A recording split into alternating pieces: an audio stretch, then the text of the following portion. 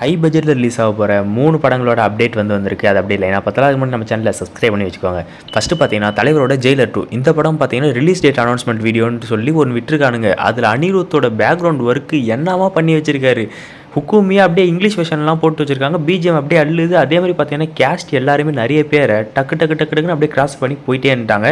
நிறைய கேஸ்ட் வந்து படத்தில் இருக்குது. ஸோ வந்து கண்டிப்பாக வேறு லெவலில் இருக்கும்னு தான் பார்த்து நினைக்கிறேன். தலைவர் வந்து க்ளோஸ்அப்பில் காட்டல, ஆனால் லாங் ஷாட்டில் ஒரு சீன் வந்து காமிச்சிருக்காங்க. தரமாக இருக்குது பார்க்கும்போது. அப்படியே கட் பண்ணி இன்னொரு பக்கம் பார்த்தீங்கன்னா யாஷோட டாக்ஸிக் படம். பேர் மட்டும் தான் டாக்ஸிக்னு பார்த்தா படம் மொத்தமே டாக்ஸிக் தான் இருக்குது. அதாவது நேற்று வந்து லேடிஸ் அண்ட் லேடிஸ்னு ஒரு குஜிலி மஸ்தி வீடியோ வந்து விட்டுருக்கானுங்க.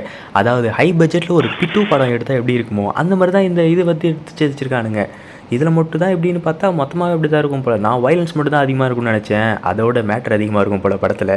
விஷுவல் குவாலிட்டி ஹீரோயின் லுக்லாம் நல்லா தான் இருக்குது. இருந்தாலும் ஒரு அளவே இல்லையாடான்ற மாதிரி தான் இது பார்க்குறதுக்கு இருக்குது. அதுவும் இங்கிலீஷில் ஆபாசமாக பேசிகிட்டு இருக்கானுங்க. இதே இந்த படத்தை எதனா ஆம்பிள் டேரக்டர் பண்ணியிருந்தால் அவ்வளோதான் போட்டு பழந்து எடுத்துருப்பானுங்க நேரத்துக்கு.